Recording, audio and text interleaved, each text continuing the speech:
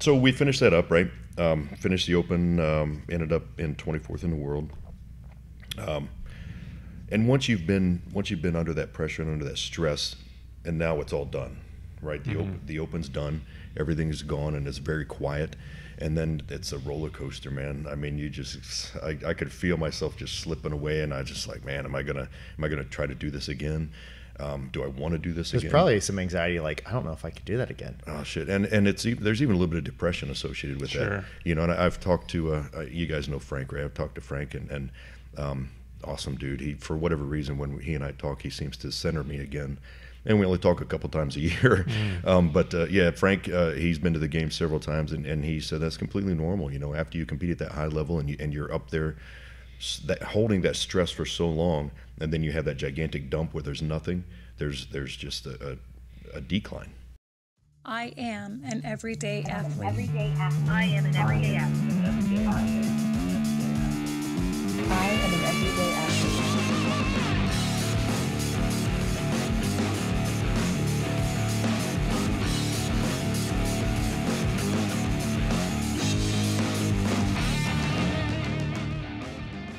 Good morning, everyone. This is Jarrett Basson with Mark McCain, and you are listening to Everyday Athlete, a podcast devoted to bringing you the amazing stories behind the lives of day-to-day CrossFit athletes like yourself. And we've been starting with the day-to-day CrossFit athletes. Dupree's not really a day-to-day CrossFit athlete. I'd say a pretty extraordinary athlete, nonetheless. But welcome, Dupree. Thank you. How are you today? Fine, thanks. I appreciate you having me here. Like I said, I hope we have something to talk about. We will have plenty to talk about. Sitting here and staring at each other is bad for radio. Well, the nice thing is Dupree not only has a voice for radio, but he also has a very good face for video. It's all Whoa, It's all in the beard, man. Yeah. That's where I get all my power. I got this nice. I got nothing going on. What is that? 3 months? Yeah. There. Oh, Right nice. there. Yeah. This is my living tribute to Stephen Flam. I don't know if you guys know Flam or not. Oh, yeah. But, awesome beard on that dude. Yeah. Shout out to Stephen and that beard. It's that pepper in the. I mean, it's like the thing, yeah. You would think that he did that on purpose, but that is natural. Yeah, I've had people ask me the same thing. You dye that? And why would I do that? If I was gonna dye it, I would dye it black if I was going to dye it anything. But no, Go the opposite direction. Yeah. That's funny. I feel like it's very. It used to not be acceptable to have this big. Now it's like everywhere. Yeah. Like you're not. Sure, see it a lot. That's for sure. Yeah, the big bushy beard has become pretty much the gold standard, I think, across for badass men. Or people that laid on the couch for 6 weeks of disability and didn't want to shave. There you go. There you go. He's either homeless or very successful. Right, Nowhere one in or the between. other. Yeah, you can tell by the shirt. That's all. Yeah. Well, welcome, man. We've kind of met back and forth along the way a couple times, actually through Cincinnati Strength, and you were there for a little while. I think Alex Scott was the first person that ever introduced us. Probably, yeah. He always spoke very, very highly of you. So when kind of you popped up in conversation the other day, it was like, I gotta get that guy on here. That always concerns me when someone tells me I popped up in conversation. Oh, it was all good. It was all good stuff. Don't worry. It's always good stuff. But I really, just want to figure out kind of what makes someone like you tick. You've got a pretty storied past and some good athletic background, and kind of just want to work our way through it. So Sure. Kind of before we started actually recording, we were talking a little bit about your past in the military, and I think that probably has something to do with who you are today. Well, I think so, for sure. Yeah, absolutely. So let's just kind of start from the beginning. Where are you? You live in Indiana right now? Are you actually from Indiana? Nope, I'm originally from Northern Ohio, a little town called Van Wert in the middle of nowhere. It's on the Indiana border. I'm sure nobody's ever heard of it, but Van Wert. I went to school up in Bowling Green, Ohio. Okay. And have some friends from Defiance and they were in our same school district right there. There you go. Yeah. So some connection. Yeah. So graduated when I was 17. Went in the Air Force right away, right out of high school, from '86 to 1990. In 1990, I got a job with Cincinnati Bell and been there ever since. It's the only job I've ever had. So. Wow. Yeah. I don't think a lot of people can say that. Like, yeah. That's 28 years, man. That's a long time. That's and two, exactly what Mark said. There's not a lot of people who stick to that route anymore. A lot of it is, I think the max for people our age is like 5. Like it's people just like, well, I'm bored now, I'm going to move on. To have the stick to itness to kind of stay with one thing your whole life and become a master. I'm sure you're a master of what you do at this point. The whole 10,000 hour adage. Yeah. At this point, I'm pretty well versed in where we're going and what we're doing. I actually run the training center for technical training. So like I said earlier, I have a great team of guys that I work with, and we train people on everything from pole climbing to installing TV, phone, and internet, and it's awesome, man. 5 guys, we support 1,000 people, and it's a great experience, which allows us to get in front of people all the time, and obviously you have to know what you're talking about, be a subject matter expert at something, one way or another, and be credible and confident in what you're saying. So can you fix the internet at this building? Because it is horrendous. That is always a good question. Yeah. That's always a good question. My answer is going to be it depends. It depends. That's the answer. That's literally the answer for everything. Sure. I just went to that sports performance certification. It's like someone raised their hand and they ask a question, be like, it depends. It depends. Like, what about this? That also depends. A lot of different variables. So we talked just a little bit about how you actually went into the Air Force to train and become heavy equipment operator. I did, yeah. I went in to become a heavy equipment operator. My dad was a construction laborer his entire life, and he always told me that the operators make all the money. So at that time, I thought driving a bulldozer or moving a land mover of some kind would be pretty cool to drive a big ass machine like that. It is pretty cool, Duprie. It is cool. It sounds exciting. But when I got out of basic training, that job was full. There were no positions available for someone new like myself, and I got forced into communications. And little did I know at the time that laid the path for where I am now. Left basic training in Texas and went to Alaska for 3 years. In Fairbanks, Alaska, it's a landlocked spot right in the middle of Alaska. There's absolutely nothing going on there. Wow. And then went to San Antonio for my last year and ended up here after that. So yeah, a lot of people think of Alaska. So when I think of Alaska, I think of the pictures you see from like cruise ships and stuff like that take them up there. So it doesn't sound like that was not necessarily. I mean, I got to see the Northern Lights. I got to go above the Arctic Circle several times. I got to pan for gold and hunt and fish and all the stuff that people typically do in Alaska. But I was 18, 19 years old, man. It's a different world. Yeah, and I think probably now you think you might even enjoy that more than when you were 18 or 19. Yeah, 18 or 19, you're like, get me the hell out of here. Yep, absolutely. I wanted to be somewhere warm, and I even all my areas that I chose were around the coast. Florida and California and Hawaii, and I ended up in freaking Alaska. I think somebody chose that on purpose. Funny story. My cousin was in the Coast Guard, and we picked him up in New Jersey from boot camp. I guess it's still called boot camp for the Coast Guard. And he's like probably 6'4", and he was only like 185 pounds. And then we picked him up, and he was like 160 pounds. Wow. He lost a bunch of weight and like a beanpole. And but they're doing the same thing. They're going through, and they're like, John Smith and like San Francisco, like all these beautiful ports around, and Cape Canaveral, Florida, and all these different things. And they're like, Joe Prest, Frankfort, Michigan, a little summer town on on Lake Michigan. It's just like, beautiful in the summer, but a town of 200 people in the winter. Yeah, just nothing going on. Still beautiful in its own right. Sure. My wife's uncle was in the Coast Guard, and he thought he was going to see all these exotic ports, and he ended up patrolling the Arkansas River most of his time, so it just depends on where they need you, I guess. Yeah, absolutely.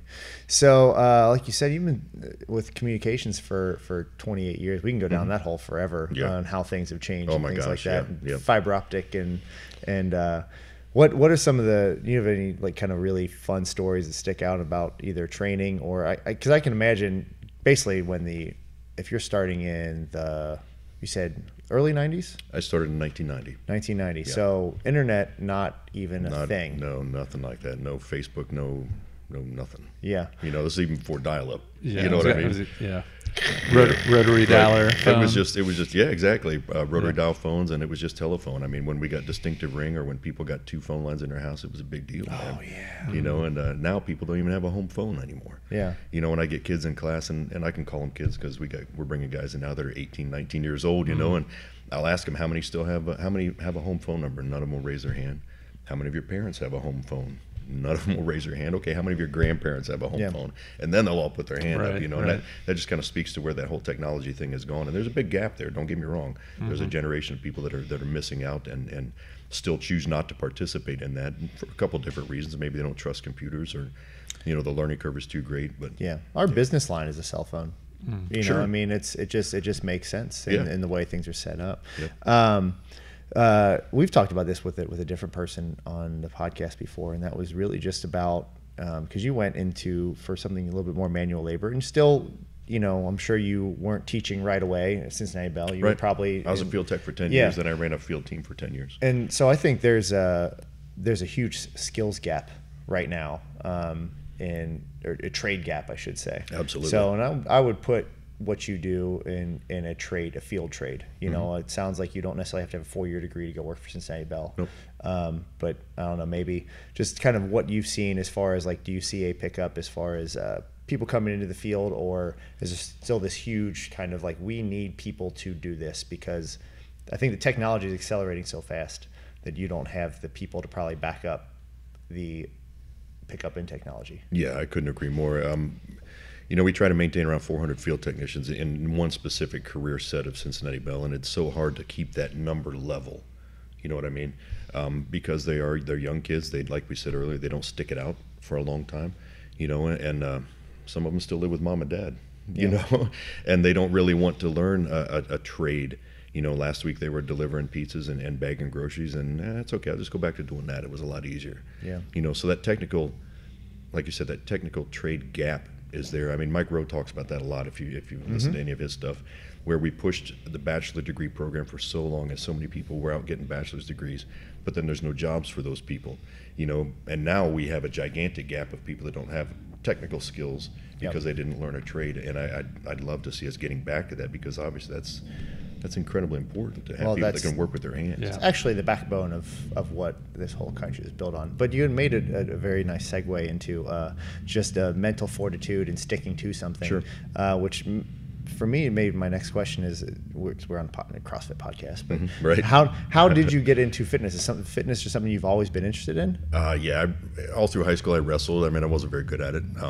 But you're a big guy. Like, have you always been a big guy? Yeah, always tall. Yeah, for sure. When I graduated, my senior year in high school, I wrestled 185. That's big in high school. That's big for high school. That's big for a high school wrestler, especially. Yeah, exactly. So I wasn't your prototypical athlete. Didn't really have the aggression that you need. Not that I had, not like I have now. You can't really teach that. Right. Aggression's not really coachable. You either have it or you don't. And I like to stand around with a bat on my shoulder more than swinging it a lot of times, Fitness,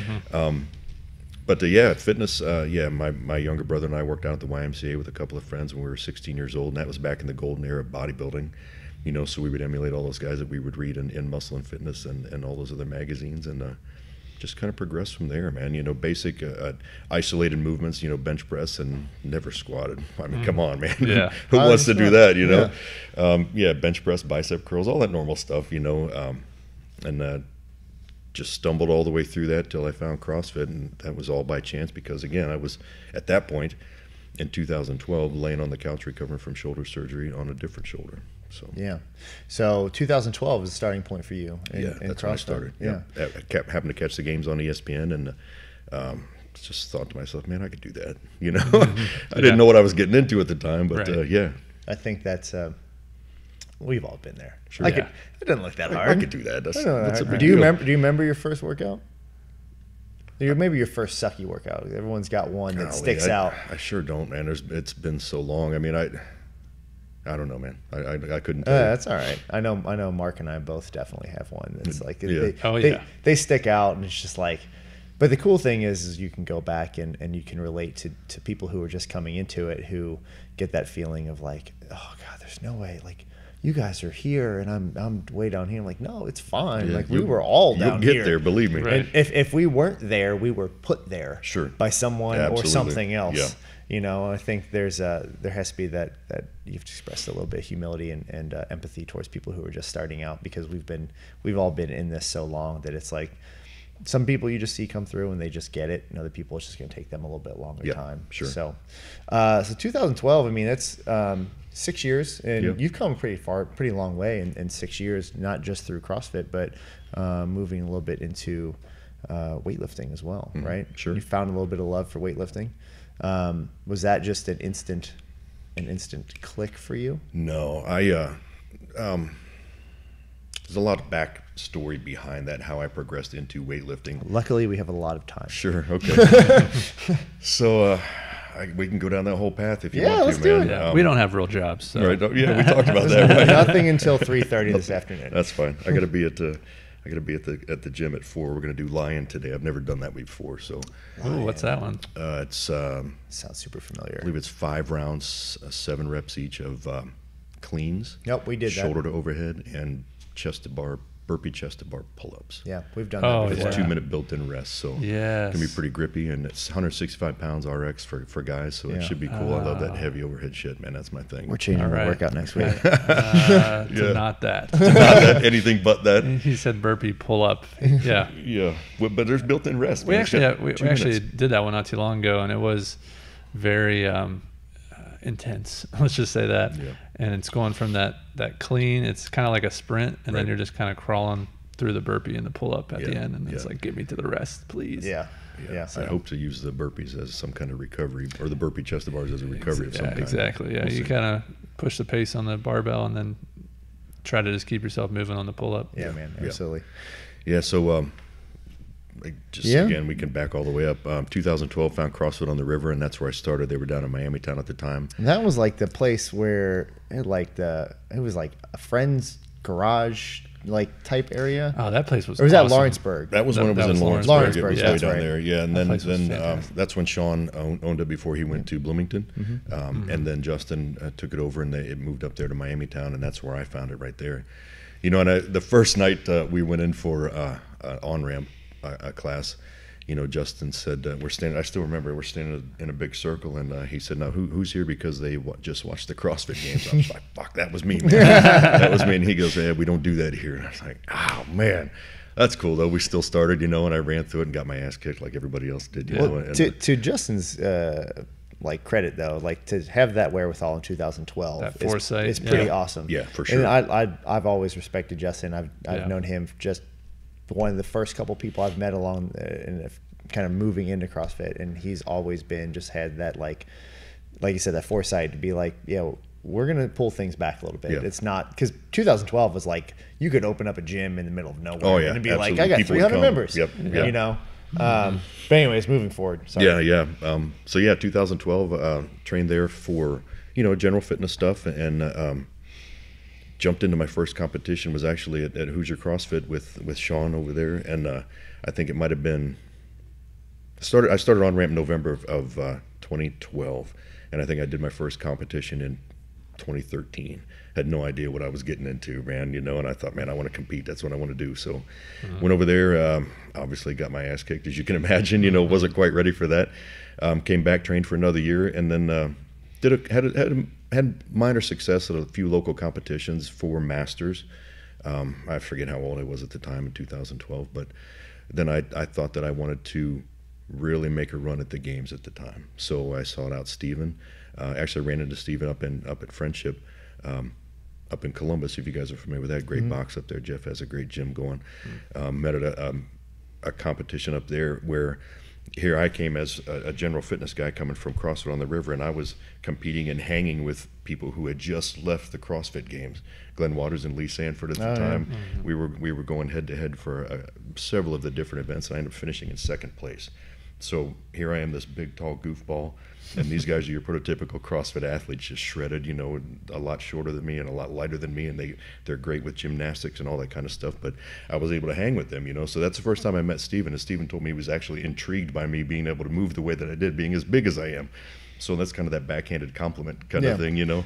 But saw him out. And again, to Steven's credit now is again having that ability, because same thing. It's like that guy has always had this, like, I can look at you and tell that you're going to be a good athlete or not, you know, and to seek you out. Like there's a reason, you know, because he has that, just whatever you call it, he has it, be able to seek those people out. Yeah. He has a different training philosophy, and I've always Absolutely. it's anytime I go out to Cincinnati Strength, it's like, man, it's like there's something going on here that's pretty awesome. Yeah, he's so chill, man, and he's so knowledgeable. He's probably one of the best in the country as far as individual programming and teaching volume and pacing and capacity, and just there's so much to learn there that we'll never even be able to capture. Yeah. Right. But And he's obviously had a great mentor and OPT. Yeah, you know, absolutely. and that's an incredible program. I was following it for a while, in our origin kind of days. Yeah, when we and did it was CrossFit way for over 3 months, and then we're like, no, we just need to do OPT because we need more. And Yeah. like, you're an idiot. And again, where I was going with that, to his credit, to understand that and conceptualize it and put it into digestible pieces for his clients is what makes him so good. Yeah. Where at the time when we were just starting out, we're like, do this at 80%. And we're like, What's 80%? What's 80%? 80% of what? Well, I'll just go really fast. What's Right. What's zone 1? What's Yep. all these different things, and I don't like this Aerodyne.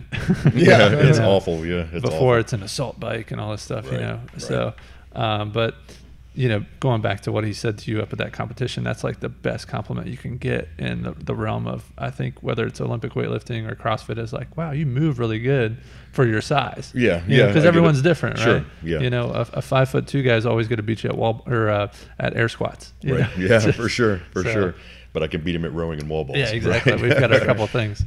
So, Stephen kind of picked you up. And Yeah, and yeah. I kind of- sought him out in I think I started there January of 2014, right before the Open. We're really starting to ramp up for the Open. And the Open came along. I wasn't ready with his programming, so I ended up maybe 40th in the world, something like that. At the time, that was really my first time of trying for that Masters qualifier. You know what I mean? 'Cause He also did say 40th in the world. That's Yeah, like, sorry, yeah. like it's pretty damn impressive. It was pretty cool. Believe me, I didn't expect it, but I just knew that I moved well for a guy, and I lifted heavy weight for a guy my age. That's what gets me by a lot of time, is because I'm stronger than most guys my age. Makes sense. I'm by no means a better athlete or anything like that. I'm just lucky enough to be stronger than guys my age. Yeah. How old are you, Duprie? I'll be 50 July 23rd. Mm-hmm. So that was, how old were you when you were 40th? Oh boy, We said that was 2012 or 2014. 14? Yeah, so yeah, 46, 46. Yeah. So in the 45 to 49 age group. So I've been battling the same guys my entire high level competitive career. So we see each other quite often, and you know who each other is on the leaderboard. And you pick up their name and you look at their videos, and so you know who you're competing with. I think that's even cooler though, because like this year the leaderboard is for the CrossFit Games is just everywhere. People come out of the woodwork every single year, and you got your teens that are now moving up, but it's like there's not really additional masters coming in. There's a couple that will show up from time to time, especially your 35 and up age group. For sure. Like, Neil Maddox is now a master. Like that guy's a freak. But it's like there's not a whole lot of additional 50 to or 45 to 50-year-olds coming into the sport this late in the game. You guys have been doing it for 5 to 6 years, and now you're moving up in age. Yeah, if so we can stay lucky cool. enough to stay healthy, then it's the same guys all the time. Exactly. We'll come back around to that, because that's something I'm interested in staying healthy as because we're trying to stave off the inevitable, which is obviously the end button to the life there. But we'll talk about that a little bit later, about how to what you do to kind of recover and things like that. Okay. So 40th in the world. Yeah. And I was hungry, man. After that, I thought I had a little bit of success, and I thought, man, this is definitely it. This guy knows what he's talking about. Aerobic capacity, like you said, zone 1, all that kind of stuff. I mean, bought an Aerodyne. I still have Christmas pictures of the Aerodyne sitting right next to my Christmas tree, man.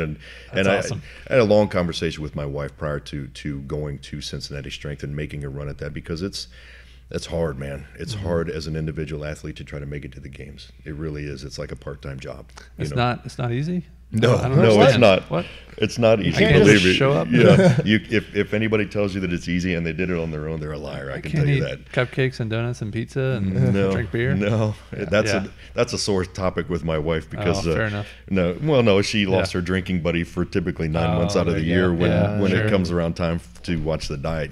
But 40 something in the world, and then again I was really hungry, man. So I just went out and busted ass and did a lot of local competitions. Ended up on the podium a lot of times, and that just reassured that yes, we're going in the right direction. 2015 came around. That was probably my best year. I ended up and it's Cincinnati Strength. When you're an individual athlete, the main priority is the Open. So that's the main goal, right? Our main goal is that. So when it starts getting closer, stop doing local comps. Don't get beat up anymore. Rest your hands. Let's trust the programming and move into the Open. And I ended up, I think I finished the Open 20th in the world. Now, you know, they take the top 20. Yeah. So I was a nervous wreck, man, you know, because we're going into the Masters qualifier, and it's either going to be good and heavy for me, or it's going to be gymnastic and it's going to be shitty. Yeah. So it was a mixture of both. I ended up 24th in the world, and missed the games, obviously. And you know, you never want anybody above you to get hurt or withdraw, but that close, man. Golly, I was hoping somebody would drop out for some reason, but it just never happened, you know. And that's cool. But you know, for whatever reason, a couple of different things happened to me after that. One, I was just flat out embarrassed. I really was, because I really felt like I tried my very best, and so many people were supporting me and counting on, not counting on me. I probably put all that pressure on myself, but to come up that short was it was embarrassing to me, and it was. And I'm not going to get into sports psychology for all different kinds of reasons, but because one, I don't know what I'm talking about. But one, I didn't feel like I deserved that success. But secondly, I was embarrassed because I didn't finish where I thought I would. Does that make sense? Yeah, it does. Absolutely. And I don't, there was a study done. I'm not going to sit here and try, like you said, quote the study, but the gist of it being is, it's come down to people would rather lose by a mile than by an inch, because if you lose by a mile, you can see like all these different things and like, oh well, it's not that big of a deal because they were so far ahead of me. If you lose by an inch, you're like, oh, that night where I got 8 hours of sleep, said 9 hours of sleep, like that could have been the difference. Sure. You know, because then you start to go back and you think about all these different things you could have done differently, instead of like you clearly put a ton of work in, and you know, saying what you just said, like I'm embarrassed. From the outside world, it's like, dude, you were 24th in the world. That's pretty damn awesome. Yeah. But you hold yourself accountable and say, like, I could have done better. Sure. Which I think there's something in its own right that says that makes you the person who you absolutely are today. You know, and just with the first time I ever met you, you would have not known that you were 24th in the world. That's not something I talk about very often. But that's what I'm saying is like most people would say that, you know, you meet a lot of athletes and they've been told their whole life that their shit doesn't stink. And I never, ever, ever once got that impression from you. So again, compliments to you, compliments how you were raised, whatever it was. But it's one of those things that, like, I know Mark's talked about it just from he played college baseball, just like those guys that, like, they've been told their whole life they can't do any wrong, right? And they're just like, they're up here in their own head, and it's not necessarily well deserved. When you're the opposite, well, maybe it is well deserved, and you are not. You're very humble. Yeah. So I appreciate that. I'd still like to know why I felt like I never deserved to be as successful as I was. I don't have any idea why that is, and maybe a sports psychologist can send me a message and let me know why that is. I don't know, but so we finished that up, right? Finished the Open, ended up in 24th in the world. And once you've been under that pressure and under that stress, and now it's all done, right? The Open's done, everything's gone, and it's very quiet. And then it's a roller coaster, man. I mean, I could feel myself just slipping away, and I just like, man, am I gonna try to do this again? Do I want to do this again? There's probably some anxiety, like, I don't know if I could do that again. Oh shit! And there's even a little bit of depression associated with that. You know, and I've talked to you guys know Frank, right? I've talked to Frank, and awesome dude. He, for whatever reason, when he and I talk, he seems to center me again. And we only talk a couple times a year. But yeah, Frank, he's been to the game several times, and he said that's completely normal. You know, after you compete at that high level and you're up there, holding that stress for so long, and then you have that gigantic dump where there's nothing. There's just a decline, you know. And so I had to get my head right and get back in it again, and did a few local competitions again, and then came back around to 2016.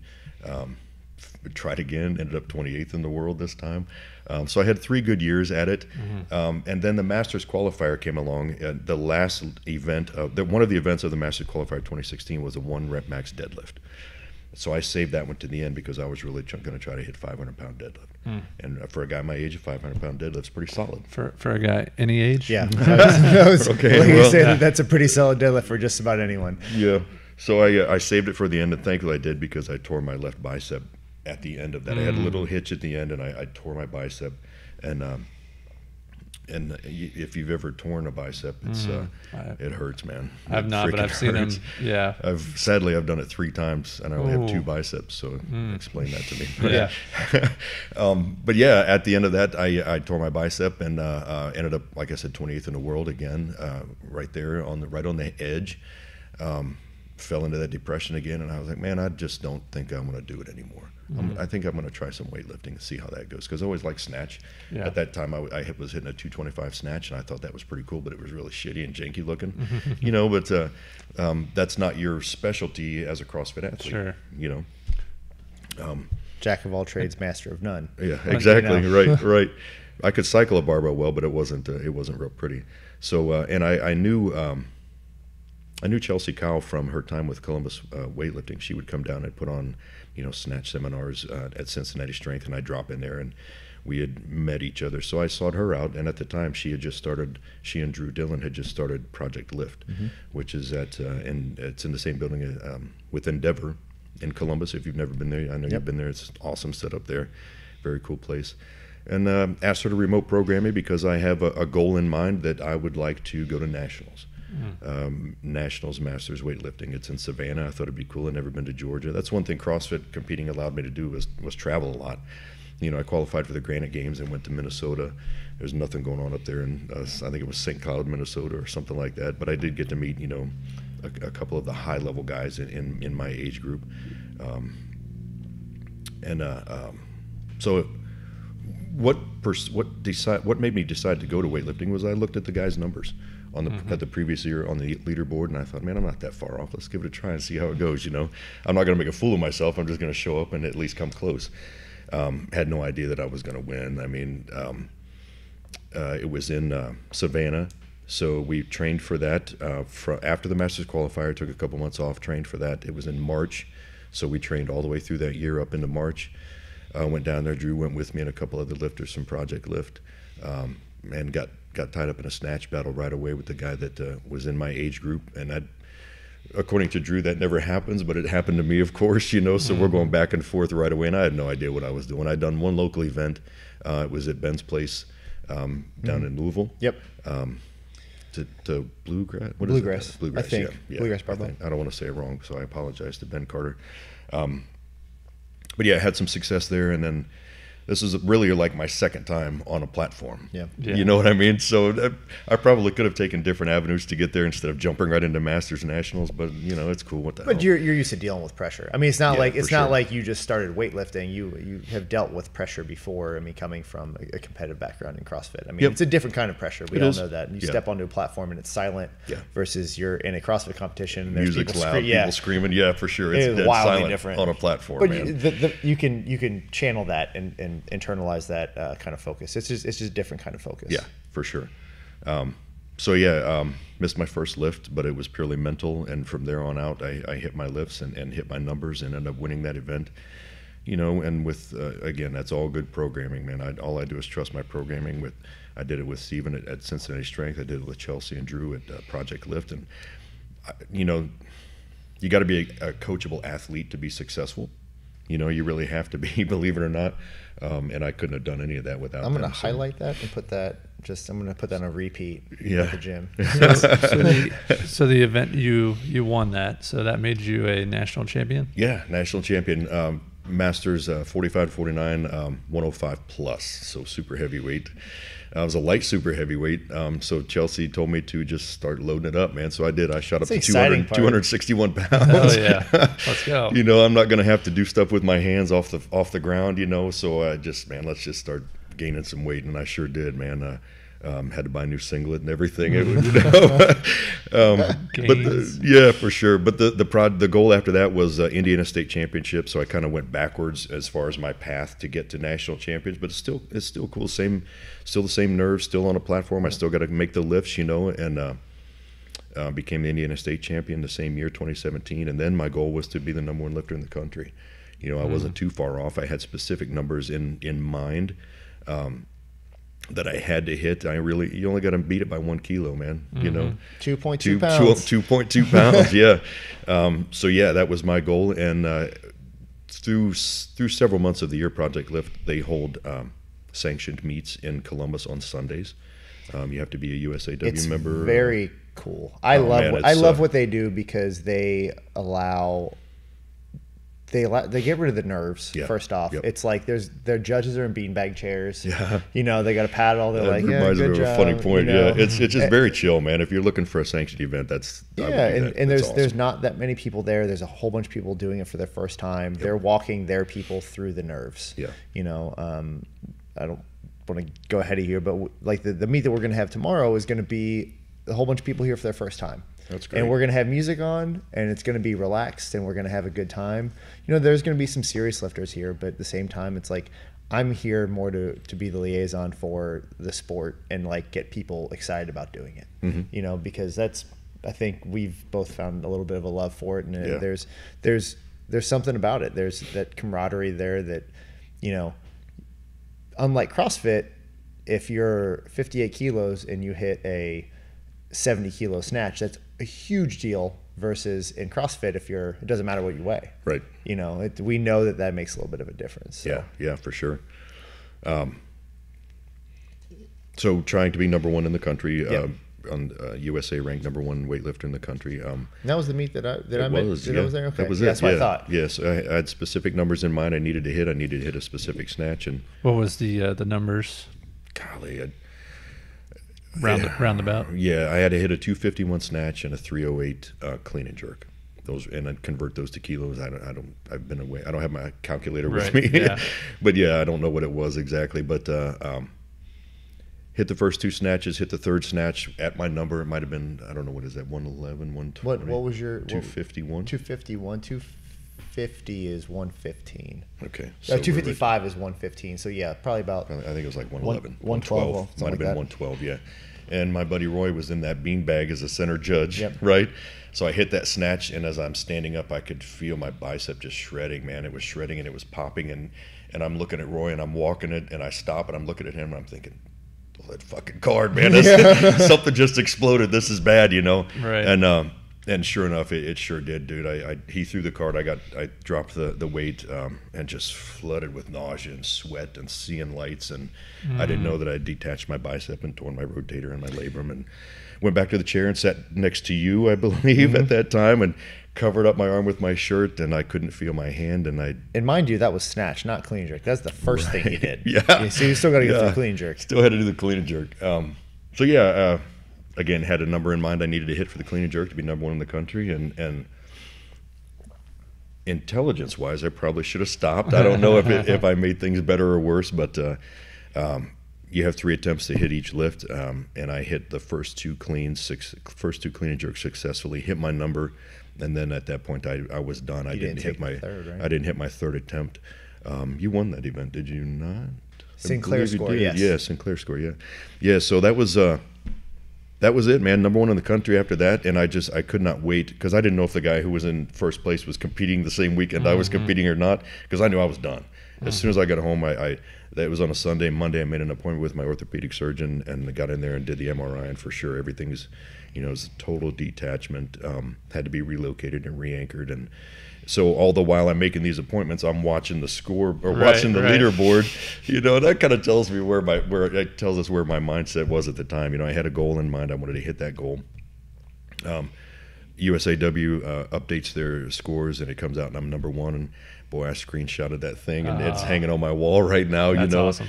Yeah, number one in the country, but at what cost? It's. Well, I think there's two ways to think about that. I mean, I guess my first question for you is, so you're in pain at the snatches. Yeah. Like mentally, how do you push through to a clean and jerk? Is it have you always been the kind of person where it's like, I have this goal and nothing's going to stop me to get there? Yeah, and you guys know that. I mean, you've competed. When you can turn off everything else and get in your lane and turn everything else off, and I've been very lucky in being able to do that. When it's 3, 2, 1, go, I can shut everything off. I don't care what it is. Is there a specific attribute that you might attribute that to? Pure stubbornness, man. Pure stubbornness. Know. Yeah. I've always we've actually talked about, speaking of Alex Scott, he's always been able to do that really well. Yep. Dude can shut his brain off. Yep. And that's what I do, man. I'm just going to hold on to this bar until I break or something's going to fall off me. Yeah. Because there's anyone who's ever had any sort of ligament injury, anything like that, like it's like just sprain an ankle and then you go try and run. Right. Like then you're multiplying that by 10. Yeah, for sure. Because there's something to be said about being able to shut that off and then hit those numbers and then say, all right, I'm done. Yeah, I mean, we've all been in the middle of a WOD and your brain's talking to you, you know. And when I was rehabbing from this injury and trying to make it back, and my wife and I, we have a gym and we have a rig and everything in our garage, and trying to build that capacity back and everything, my brain would talk to me the whole time, and I would just shut down in the middle of a workout. Fuck it, that's it, I'm done. I don't want to do it anymore, you know. And that to me is a brand new experience. Because as a competitive athlete, I've always been able to shut everything off, and I'm going. I don't care what's happening. We're going. Has that been from like a young age? Would you say, or I don't know. That really is something that not really, because you know, like I said, I was never aggressive. You can't coach that. You can't teach that. You either have it or you don't. But I would say that that's something that I've developed since I've found this sport. To say I think you can absolutely learn it. One of the questions we always ask people, and it comes up, not always, but it comes up a lot here, and that's really just your ability to problem solve. And I think outside of the gym, I think CrossFit teaches you how to problem solve in your life. Couldn't agree more. It's as much a mental test as a physical test, and that carries over into so many different things, man. Yeah. You know, we talked about female athletes and how successful, how much better off the world would be if we had a lot more stronger female confident athletes. Not just athletes, but strong, confident women in general. Yeah. And that mental mindset, if you can do that here, just pick that up and take it outside of here. Carry that confidence and that strength. That's applicable to everybody. You know what I mean? But yeah, it's. Well, I think I told you we had a first rope climb yesterday from one of our female athletes, and she's a mother. She's, you know, it's like she's middle aged. Like she's at this point where everyone has told her that she needs to like settle down and, you know, be the polite mom, and it's like nope, like nope, not gonna do it. Shimmied yourself up that rope yesterday, and it's like, you know, just middle finger to the world. Like I'm doing this today. That's you know, great, man. It's pretty awesome to see, and like it's only going in the right context, it's only going to improve everyone around her. You know, it's going to improve her. It's going to improve her family's life. It's going to improve, you know, the life of her friends. Because if you've been told your whole life that you know, you can't, you shouldn't, or you won't do something, and you come into a place that says, no, you can do that. Right. I think there's something to be said about just like the physicality of CrossFit or weightlifting, or just like whether it's climbing a mountain or whatever it is, that it's almost like this microcosm. You don't know when you're going to have your breakthrough moment, and maybe Duprie, maybe you can't like put it, you know, to this, it was this specific moment, but it was almost through that process of like, hey, I'm training, I'm in this thing, I'm doing it over again. And, you know, maybe the breakthrough moment was, you know, being number one or whatever it is. But like you're saying about the rope climb or whatever it is, climbing the mountain, I feel like the physicality of certain things, like within fitness, you have this higher percentage of being able to have that breakthrough moment, because not too many of us, I feel like, are going to be sitting in a room, dark room, you know, with a light on, reading the book, and we're like, I got it, you know, right. and this is the breakthrough moment. But there's something to be said whenever you take your body to this new place, or you do this thing that you thought was, I could never do that, and then you do it, and then like you said, now all of a sudden you have this confidence, you know, for sure. About yourself, and you're walking a little lighter, or your head's a little higher, and that's ultimately, I feel like those opportunities are presented to us every day in the gym. And I think I always attribute and use the analogy that there's a million different ways you can go with it, but like I think of it like a dark room filled with hundreds of light switches, and it's like you get through Fran, flip on a light switch, you know, but that light stays on. You know, you've now switched something fundamentally in the way your brain works. That like I pushed through something that sucked. Sure. And now like those problems that now arise later on, that like whether it's low on money or stresses at work, like you might be able to deal with that a little bit easier because that light switch is flipped on. Absolutely. You know, we're training for Murph right now, Memorial Day Murph. We do it every single year, and we're doing this challenge right now, and a lot of the programming reflects building towards that Murph. And a lot of people are deathly afraid of doing this workout.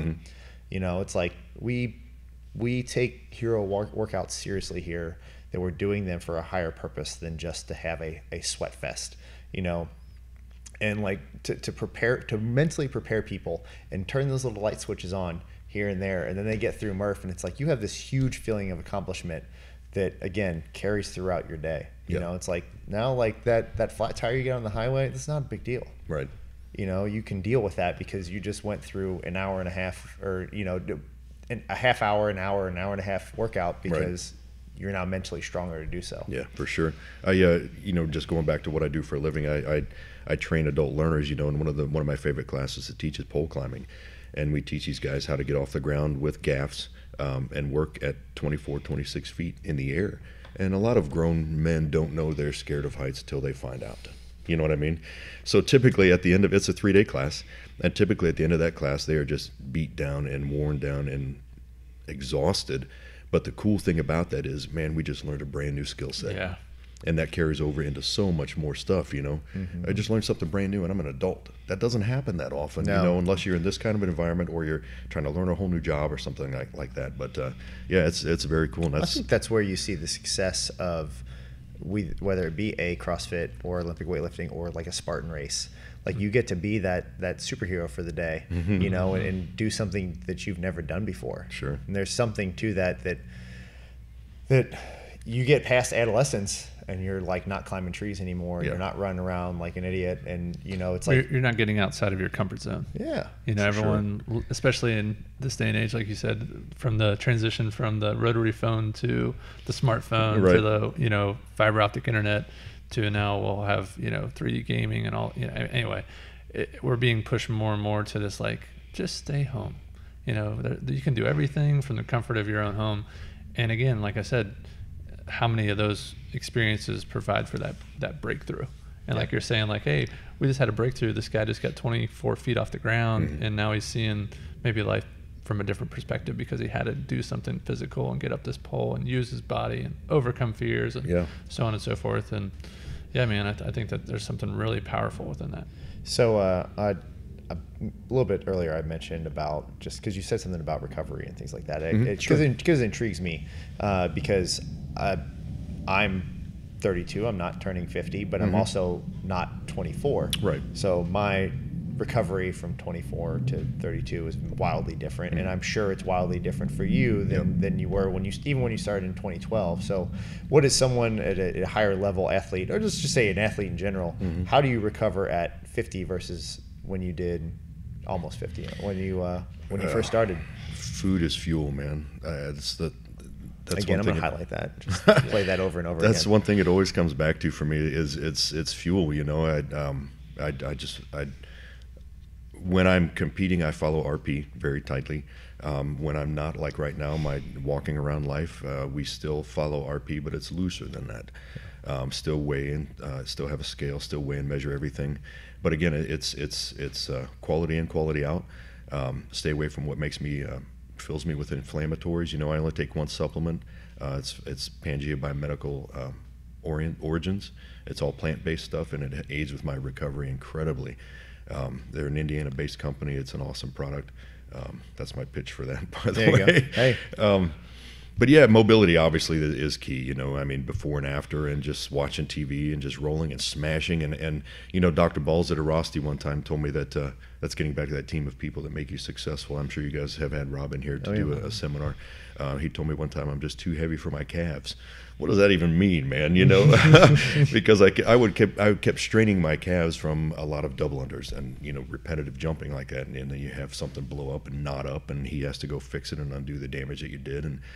And so what I did is learned to just mobilize that and smash that and continue to keep those things loose. And I know what I can do now, and I know what I can't do, and I know what's going to work for me and what's not. Well, I like and again, I think learning from your own body, like learning what you can't do is just as important as learning a new skill. Yep. Like for me, I have like heavy deadlifts just never been good for me. And so I don't really do them that often. Can I still be very fit? Can I do heavy clean pulls? Can I do heavy snatch pulls? Absolutely. But do I have to try and do King Kong? Absolutely not. No. You know, like learning what you can and cannot do and what you're limited. Because the risk reward of me saying I did this workout as prescribed is not worth me potentially having to spend the next 12 weeks realigning my hips. Right. I get it. You know? Yeah. But But again, I think it's the more you do this, the more physical activity you do, the more it takes to recover to do so.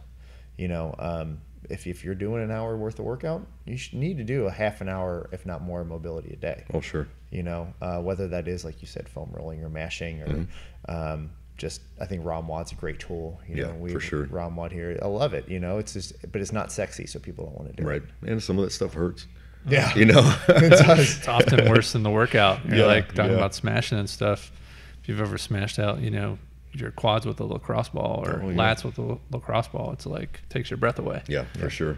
Yeah, we've definitely had Dr. Balls' thumb in more places than I care to. Care to talk Right. about. Yeah. So Yeah. At least buy you dinner. yeah, and you know, like you said, having that team of people that are around you that's going to make, you know, we have Dr. Aaron that is a chiropractor that we all trust, and he knows what we do. So it's not like you shouldn't do thrusters anymore. Yeah, you that know, helps. it's hey man, I did this. We need to figure out how to fix it so I don't have to come back. Yeah. My chiropractor, Pete Haganos at Thrive Chiropractic, Yeah, he's practic in Oakley. He's a CrossFit athlete as well. Not only an athlete, but he's a hell of a good athlete. Yeah, so he a knows beast. what you're putting yourself through, and that definitely is beneficial when it comes to knowledge, you know, from your medical practitioner for sure. Yeah, because unfortunately, there's a lot of people that they're going to err on the side of caution too much, and it's like, well, just don't do it. And it's like, well, I still need to be active. Right. I want to know? do it. Exactly. Well, I know CrossFit HQ's on a big, you know, maybe it's worldwide, at least here in the U.S., trying to get all the doctors to get L1 certified, and they're basically paying for them. Like we have several doctors that come here that have been contacted about coming out. I think they're actually doing it in Aromas at the ranch, and just to have that self-awareness. I mean, that's ultimately what you guys are kind of talking about, like, hey, the calves or whatever, just being aware of like, hey, you know, for me, it's always my shoulders, so on and so forth. And understanding like, hey, you know, you need to stretch this maybe a little bit more than that, or this is how you mobilize this a little more than if you're mobile in other areas, or so on and so forth. But I think so many people are fast to, like you said, reprimand, like, oh, never do that again. That got you hurt. So I really like CrossFit, at least their ambition to try to get as many doctors as they can in the L1 protocol. Educate. Yeah, just more education, because so many people are scared of what they don't know about, you know, and it's just like supplementation's a big, you know, one of those categories where just a lot of people don't know about proper supplementation, or like you said, recovery, or even just basic, you know, macronutrients. And they're quick to sound the alarm on, oh, you know, I ate this one thing and it, you know, caused me to break out in hives or whatever, you know, or I did this one workout and it hurt me. So it's just educating, and especially if we're educating our educators, which are doctors, on how to properly do physical fitness. I think that's, I mean, because man, I mean, like that's how our bodies are designed to move. Let's be honest. Like, and you know, like you said, if we can get people to perceive food as fuel, then all of a sudden we've really had a paradigm shift, because this day and age we're being sold to, marketed to every day with, you know, Coca-Cola, the easy way out, and you know, the food pyramid is completely backwards, and you know, all these toxins. So you can get on a big long tangent there, but you know, the easy answer to a lot of people is, if it hurts, don't do it anymore. Exactly. And my gosh, that's not the answer. Why does it hurt? Why did it hurt all the way through that? What were you doing? Were you doing something wrong? Is there an impingement? Is there, you know, something? Let's figure it out first before we just don't do it anymore. Yeah. Because I think totally eliminating it is not the answer. Absolutely. So what is next on the horizon for you? Back to coaching, man. I'm totally stoked about it. Really, I ended up back at CrossFit on the River again, just because I you know, I don't want to compete at that level anymore. I really don't. I was completely done, burnt out, tired of being hurt. I mean, my gosh, everything from the calves to strained thumb ligaments, to fractured ribs from bar muscle ups, to, like I said, 3 torn biceps, a torn labrum, a torn rotator. I'm tired of that stuff, man. You know, I told somebody one time I have more pins and screws in me than you have in your toolbox, you know. But now I've been offered a chance to coach Barbell Club at CrossFit on the River, so I'm back where I started in 2012, and I couldn't be happier, man. I'm very well received there. I think I have something to offer. It's going very well. We're doing it 2 days a week. and the programming we're following, like we talked about earlier, we're working through percentages. We just got to 80%, and I think it's going to be key to help these athletes get the barbells moving. Nobody wants to jump into doing something stupid and heavy right away. My goal is to get it from the ground overhead in the safest and most efficient manner possible, and that's what we're doing. And it's great, man. I'd limited it to 10 athletes. We have 5 platforms. I don't want it to get too overwhelming and too watered down. So like I said, we're going through an 8-week cycle now, and we'll see what happens from there. But I'm incredibly pleased with how it's going so far. That's exciting, man, because that's, again, you've put some time in, you have the experience, and now it's exciting to share some of that. Oh yeah, absolutely. I think I have something to offer for sure. That's great, man. We always ask the same question whenever we kind of finish things out, and it's a very simple question, but it's always a different answer. So I'm always excited to hear what people have said. Right. It's very simple, what is your definition of fitness? Wow, my definition of fitness. That's a great question. I'd love to know what some of the other answers are. They really do run the gamut, man. Yeah, I'm sure. It is everything, because it's really interesting to see the walks of life that come through. Yeah, that's what I was going to say. Is there's different variables. There's different variables. We have some teachers that are going to give us one answer that involve a lot of the health of either the children in their classroom, or if they're a family person, the health of their family. We've also have some athletes that fitness is being an athlete. So it really just depends on your perspective and where you come from. Where I'm at right now probably is it's probably different. What's going to generate my answer? Yeah, a little while ago. Having competed at that high level for a long time, I would say my level of fitness would be to obviously make it to the CrossFit Games, be number 1 in the world, do this and do that. But as perspectives change and I get older, my physicality changes. Now I'm at a point where I'm more interested in watching people succeed and get in shape, and like you said, get that first rope climb, or get that first double under, get that first bar muscle up, or ring muscle up. When we get to that point, right now I'm my level of fitness, and what would make me happy, and a good definition of fitness would be to see people successfully perform barbell movements on a platform. I really think, because I have varied athletes. I have heavier people and I have lighter people. I have 5 guys and I have 5 girls, and doesn't matter to me how much you lift. It doesn't matter. I don't care. My goal is to make sure that you're doing it correctly, and that's I guess that would be my answer right now. It's kind of a long way around. No, it just depends on where I'm at in my life at the point, I guess. That's great, and that should absolutely change as you move. It has to. It has to, because that's one thing that we have learned many times over in these 4 walls, and that things change. Yeah, for sure. And nothing is static. Everything is always flowing, always moving. So really appreciate you coming on. Thanks for having me, man. We did have something to talk about. We did. So thank job. you, and thank you all for listening to Everyday Athlete. Join us next week as we dive deep in the lives of those who make us great. Thanks again. Thank you.